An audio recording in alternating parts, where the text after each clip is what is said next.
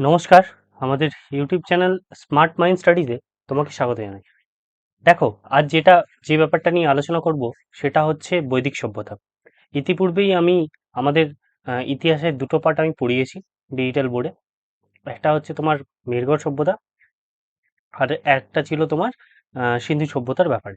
ঠিক আছে, সেখানে যুগ বিভাজন, মেহেরগড় সভ্যতা, সিন্ধু সভ্যতা সম্বন্ধে ডিটেলসে আমি বলেছি। আজ যেটা নিয়ে আলোচনা করব সেটা হচ্ছে বৈদিক সভ্যতা। দেখো, আমাদের ক্লাসের নোটিফিকেশনগুলো যদি পেতে চাও আর আমাদের সাথে যদি যুক্ত থাকতে চাও, তাহলে আমাদের টেলিগ্রাম চ্যানেল যুক্ত হতে হলো টেলিগ্রাম চ্যানেল, যেটার নাম স্মার্ট মাইন্ড স্টাডিজ। সেটা সার্চ করলেই পেয়ে যাবে। ঠিক আছে। দেখো, বৈদিক সভ্যতা বৈদিক সভ্যতার ব্যাপারটা হচ্ছে, বৈদিক সভ্যতা না তিনটে পার্টে বিভক্ত। কি কি?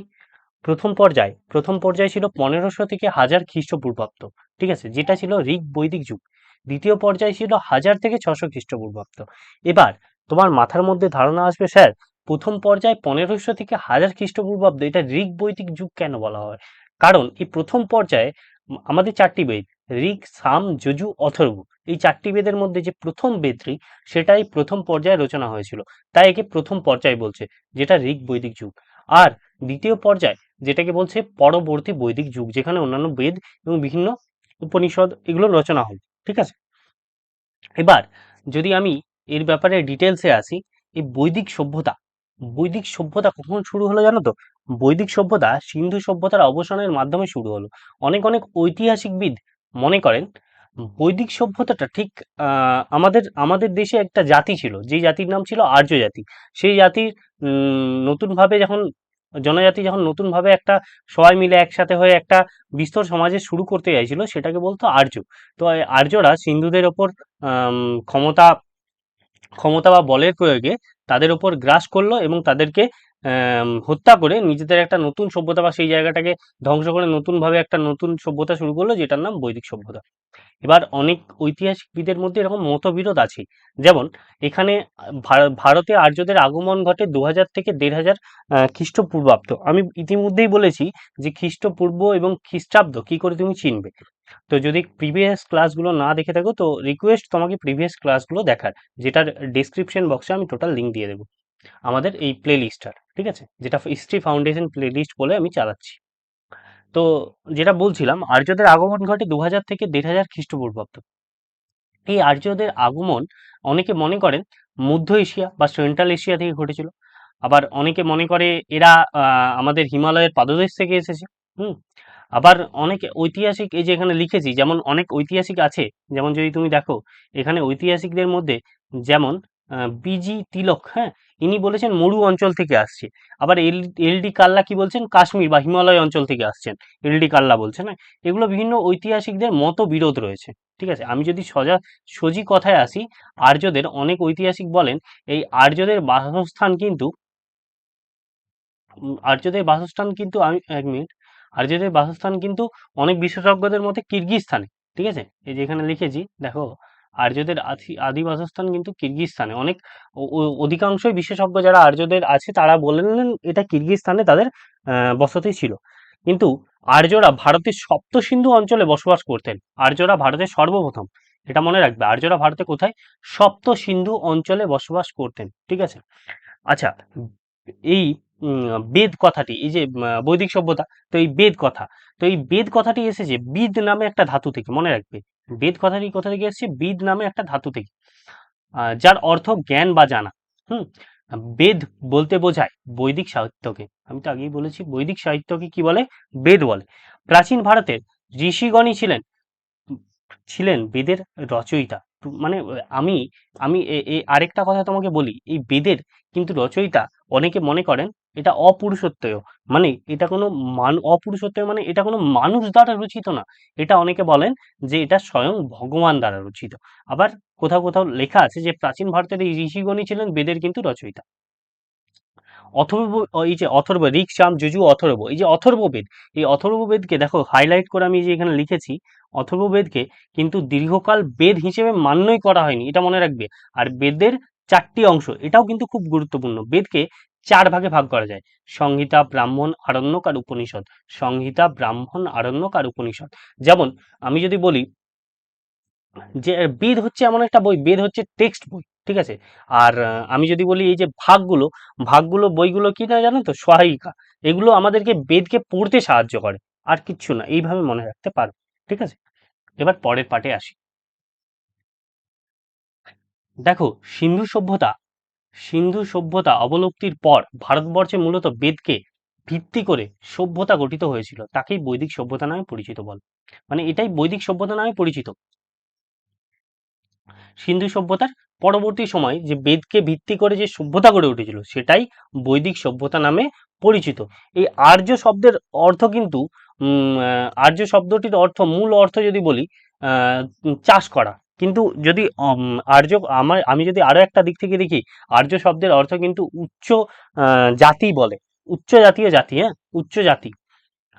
কিন্তু আমি অনেক জায়গায় দেখেছি যে আর্য, মানে আমি ভালো কয়েকটা বইয়ে দেখেছি যে আর্য শব্দটির মূল অর্থ যদি ব্যাখ্যা করতে যাই, তাহলে মূল অর্থ কিন্তু চাষ করা। এটা কিন্তু ভেরি ইম্পর্টেন্ট, এটা মনে রাখবে। কেউ বল, মানে খুব ভেরি ভেরি ইম্পর্টেন্ট, হয়তো কোথাও নাও শুনে থাকতে পারো তুমি। আচ্ছা, বৈদিক যুগে ছিল না বাল্য বিবাহ, বহু বিবাহ প্রথা, এগুলো কিন্তু ছিল না বৈদিক যুগে। কিন্তু পরবর্তী বৈদিক যুগ, যেটা বৈদিক যুগের পরে দ্বিতীয় স্টেজ বৈদিক যুগের, সেই বৈদিক যুগে কিন্তু বাল্য বিবাহ আর বহু বিবাহ প্রচলন শুরু হয়, ঠিক আছে। সেই বৈদিক যুগে, প্রথম বৈদিক যুগে কিন্তু বাল্য বিবাহ বহু বিবাহ ছিল না, কিন্তু পরবর্তীকালে কি শুরু হয়, বহু বিবাহ এবং বাল্য বিবাহ শুরু হয়, ঠিক আছে। আচ্ছা, গায়ত্রী মন্ত্র, গায়ত্রী মন্ত্র উল্লেখ আছে ঋগ্বেদের দ্বিতীয় মণ্ডলের মুন্ডক উপনিষদে। এটা পরীক্ষায় এসেছিল, আমার জানা যেটুকু, পুলিশের কোনো একটা এক্সামে এটা এসেছিল, যে গায়ত্রী মন্ত্র কোন উপনিষদে উল্লেখ আছে। গায়ত্রী মন্ত্র মুন্ডক উপনিষদে উল্লেখ আছে। আচ্ছা, প্রধান দেবতার নাম তোমাকে জানতে হবে। বৈদিক যুগের প্রধান দেবতা ছিল ইন্দ্র, যার অপর নাম পুরুন্দ, অর্থাৎ দুর্গ ধ্বংসকারী।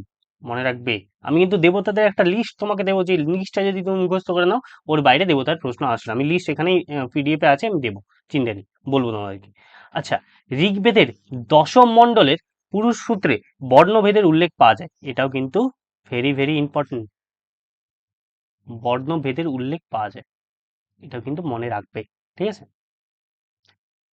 আচ্ছা, এরপরে আমি পরের পর্যায়ে আসি।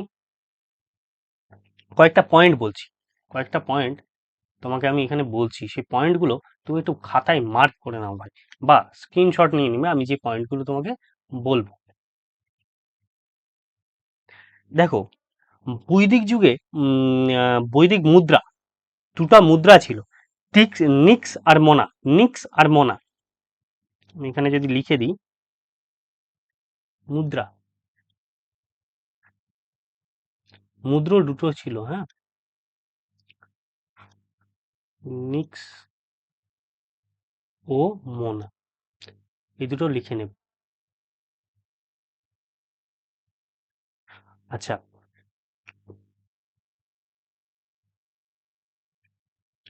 বৈদিক যুগে, হ্যাঁ, বৈদিক যুগে বয়স্কদের নিয়ে সভা এবং সবাইকে নিয়ে সমিতি গঠিত হতো। যারা বয়স্ক ছিল, বয়স্কদেরকে নিয়ে কি গঠিত হতো, বয়স্কদেরকে নিয়ে গঠিত হতো সভা, এবং সমাজে যত মানুষ আছে সবাইকে নিয়ে গঠিত হতো, সবাইকে নিয়ে গঠিত হতো, সবাইকে নিয়ে, সবাইকে নিয়ে গঠিত হতো, সবাইকে নিয়ে গঠিত হতো কি, সমিতি। এই দুটো পয়েন্ট কিন্তু মনে রাখবে। আরো কিছু পয়েন্ট বলছি, যেমন ঋগ্বেদে যুদ্ধের অপর নাম কিন্তু গাভিষ্টি বলা আছে। যুদ্ধের অপর নাম কি বেদে, ঋগ্বেদে, যুদ্ধের অপর নাম, ঋগ্বেদে যুদ্ধের অপর নাম, ঋগ্বেদের যুদ্ধের অপর নাম কি বলা আছে, গাভিষ্টি, লিখে দিচ্ছি।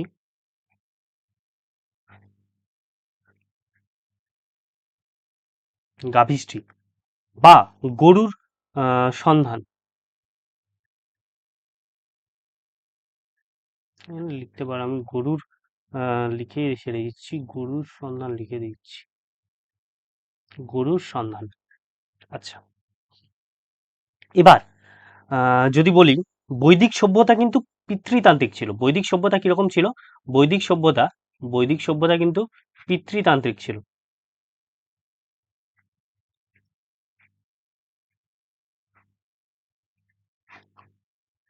বৈদিক সভ্যতা কিন্তু পিতৃতান্ত্রিক ছিল। আর যদি বলি তোমার হরপ্পা সভ্যতা, হরপ্পা হরপ্পা সভ্যতা কি ছিল? মাতৃতান্ত্রিক ছিল। কিন্তু এই দুটো কিন্তু খুব ভালো করে মনে রাখবে।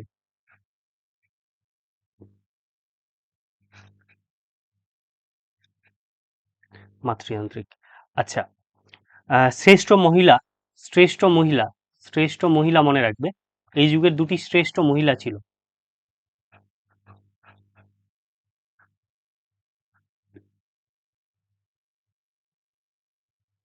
শ্রেষ্ঠ মহিলার নাম হচ্ছে গার্গী,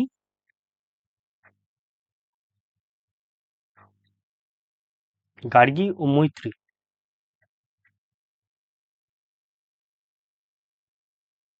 গার্গী ও মৈত্রী এই দুজন ছিল শ্রেষ্ঠ মহিলা।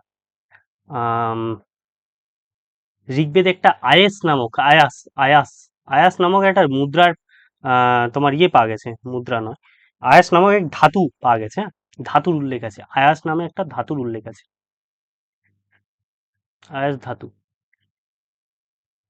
মনে রাখবে, আয়াস ধাতুর উল্লেখ আছে ঋগ্বেদে। হ্যাঁ, আয়াস ধাতুর উল্লেখ আছে ঋগ্বেদে।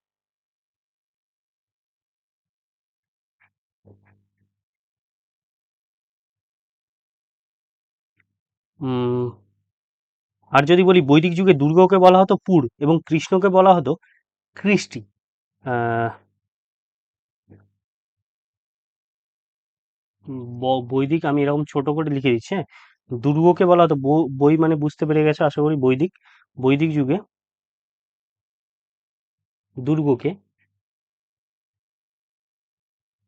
দুর্গকে বলা হতো পুর।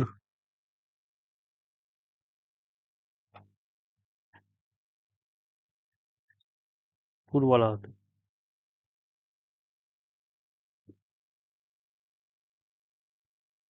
আরেকটা, পরিবারকে বলা হতো কুল এবং পরিবারের প্রধানকে বলা হতো গৃহপতি বা কুলুপ। পরিবারকে বলা হতো, পরিবারকে কুল বলা হতো, কুল। আর পরিবারের যে প্রধান গৃহপতি, গৃহপতিকে কি বলা হতো? গৃহপতিকে বলা হতো তোমার কুলুপ।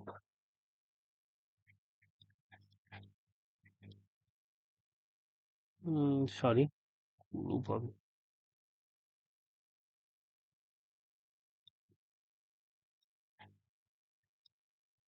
ঠিক আছে। আর আরেকটা যেটা লিখবো, উম, আর সেরকম কিছু নেই এখানের মধ্যে। আর মোটামুটি তোমাকে মোটামুটি গুরুত্বপূর্ণ পয়েন্ট সবই বললাম আম, এখানের মধ্যে। এগুলো মোটামুটি খাতায় তুলে নেবে, এর বাইরে আর সেরকম কিছু আসে না। আর ঋগ্বেদে কিন্তু 10 রাজার যুদ্ধের কথা উল্লেখ আছে। 10 রাজার যুদ্ধ ঋগ্বেদে। হ্যাঁ, ঋগ্বেদে 10 রাজার যুদ্ধের কথা উল্লেখ আছে। এটা একটু মনে রাখবে, 10 রাজার যুদ্ধ এটার উল্লেখ আছে। এবার আমি যেটা বলছিলাম, হ্যাঁ, আর্যদের ধর্ম। এই আর্যরা কিন্তু আমি তোমাকে বললাম, আর্যরা কিন্তু মানে মূলত বাইরে থেকে এসেছিল এবং বাইরে থেকে এসে এরা কি করেছিল, এরা যারা সিন্ধুবাসী ছিল তাদেরকে কিন্তু নিজের আন্ডারে নিয়ে নিয়েছিল। আর এখান থেকে কিন্তু দাস শব্দের উৎপত্তি হয়েছিল। যারা ওর আন্ডারে কাজ করতো তাদেরকে বলতো দাস। ঠিক আছে।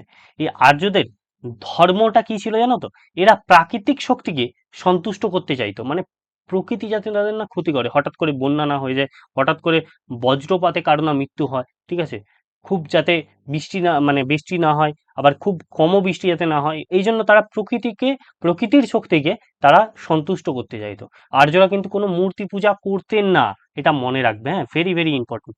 আর্যরা কোনো মূর্তি পূজা করতো না। হ্যাঁ, আর আর্যদের প্রধান ফসল কি ছিল? প্রধান ফসল ছিল জব। আর ধর্ম প্রচারের একমাত্র রাস্তা ছিল যজ্ঞ। এই তিনটা কিন্তু খুব ভেরি ইম্পর্টেন্ট পয়েন্ট। হ্যাঁ, এই তিনটা পয়েন্ট মনে রাখবে। আচ্ছা, এরপরে আমি তোমাদেরকে কয়েকটি গুরুত্বপূর্ণ দেবতার নাম এখানে উল্লেখ করে দিয়েছি। কয়েকটি গুরুত্বপূর্ণ যে দেবতা তাদের নাম আমি বলে দিয়েছি। দেখো, আম, ইন্দ্র। ইন্দ্র হচ্ছে বৃষ্টির দেবতা, ঠিক আছে? ইন্দ্র হচ্ছে বৃষ্টির দেবতা, যেটা প্রধান দেবতা। ইন্দ্রই ছিল প্রধান দেবতা এই বৈদিক যুগে। তারপরে হচ্ছে অগ্নি, এটা হচ্ছে দ্বিতীয় উল্লেখযোগ্য দেবতা। আর বরুণ, বরুণ হচ্ছে জলের দেবতা। এই তিনটে কিন্তু মনে রাখবে, এই তিনটেই উল্লেখযোগ্য দেবতা ছিল, ঠিক আছে? বাদ বাকি দুটো অত ইম্পর্টেন্ট নয়, তবে এই তিনজনকে প্রচুর পূজা করা হতো, গুরুত্ব দেওয়া হতো। তাই এই তিনজনের কথা তুমি মনে রাখবে, আর দুটো পড়ে রাখতে পারো। বৃষ্টি দেবতা এবং ঝড়ের দেবতাটা পড়ে রাখতে পারো, কাজে আসবে। আচ্ছা, এখান পর্যন্তই ছিল আপাতত বৈদিক যুগের। আমি আরও একটা ভিডিও নিয়ে আসব, যাতে আরও ক্ল্যারিফাই করতে পারি যে বৈদিক সাহিত্যটাকে, যে বৈদিক যুগের যে সাহিত্যগুলো ছিল, যেমন বেদ, ব্রাহ্মণ্য, এগুলোকে কয় ভাগে ভাগ করা যায় সেগুলো আমি তোমাকে বলবো পরের ক্লাসে। বৈদিক যুগের দুটো ক্লাস আমার লাগবে। এবার আমি কয়েকটা ব্যাপারে বলে দিই, যেমন ইতিহাসের এই যে ফাউন্ডেশন কোর্স, যেটা তুমি এই মুহূর্তে করছিলে, এটা তোমার চলছে। আমাদের চ্যাপ্টার 1 থেকে শুরু হয়েছে, এই যে ইতিহাসের যুগ বিভাজন থেকে শুরু হয়েছে, ধীরে ধীরে এগোচ্ছে। আমি এখন তো বৈদিক সভ্যতা তোমাকে করিয়ে দিলাম, আরেকটা ভিডিও আসবে যাতে আরো ক্ল্যারিফাই হতে পারো। আর বিভিন্ন ধরনের নোটিফিকেশন পেতে, এই যেমন ক্যালকাটা হাইকোর্টে একটা নোটিফিকেশন বেরিয়েছে, আমি সেটা অলরেডি ভিডিও করে দিয়েছি। যারা ভিডিওটা দেখোনি, দেখে নিতে পারো। আচ্ছা, আরেকটা আমাদের রিয়েল পুলিশের একটা রিজনিং এর ব্যাচ চলছে, নাম্বার সিরিজটা অলমোস্ট ডান। এর পরবর্তী যেটা আসবে সেটা নিয়ে আমি আলোচনা করবো। এর পরবর্তী কালে ক্যালেন্ডারটা শেখাবো। তো ধীরে ধীরে এগোচ্ছি। রিজনিং এরও একটা ফাউন্ডেশন সিরিজ চলতে। তো মেনলি এখানে 3-4টে তুমি আপডেট দেখতে পাচ্ছ। আরেকটা কথা, ইতিহাসের পেছনে আরও একটা আমি আলোচনার মাধ্যমে ফাউন্ডেশন কোর্স করাচ্ছি, যেটাতে শুধুমাত্র ডিসকাশন হবে, গ্রুপ ডিসকাশন একটা হবে। তার একটা মাত্র ক্লাস আমি দিয়েছি, যেটা প্রাচীন ভারতের ইতিহাস সম্বন্ধে, মেহেরগড় বা সিন্ধু সভ্যতা সম্বন্ধে। অলরেডি আমি তোমাকে ডিজিটাল বোর্ডে পড়িয়েছি। তারপরে ডিজিটালে পড়ানোর পর আমি সেটা নিয়ে আবার আলোচনা করেছি। এর পরবর্তী সময় ভাবছি এগুলো সব কমপ্লিট হয়ে যাওয়ার পর আমি তোমাকে প্রিভিয়াস ইয়ার কোশ্চেনও করাবো, চ্যাপ্টার ওয়াইজ, ঠিক আছে? তো মন দিয়ে ক্লাসগুলো করো। যেটুকু তোমার যদি ইতিহাসে দুর্বলতা থাকে না, আমি স্ট্রং করে দেবো, এবং রিজনিংয়েও যদি দুর্বলতা থাকে স্ট্রং করে দেবো। তো ধীরে ধীরে এগাচ্ছি ভাই। আমার সাথে যুক্ত থাকার জন্য চ্যানেলটা সাবস্ক্রাইব করতে পারো, আর একটু কন্ট্রিবিউট করো, বন্ধুদের মাঝে শেয়ার করে দিও চ্যানেলটা, কারণ নতুন তো, যাতে অন্যরাও জানতে পারে যে আমি এগুলো করাচ্ছি, কারণ ওয়েস্ট বেঙ্গলে এরকম কেউ এখন করাচ্ছে না, সেই জন্য। ঠিক আছে, চলো, থ্যাংক ইউ ক্লাসটা দেখার জন্য, সব কিছুটা শোনার জন্য। ধন্যবাদ ভাই। চলো, থ্যাংক ইউ। আজকে ক্লাসটা এই পর্যন্তই রাখছি।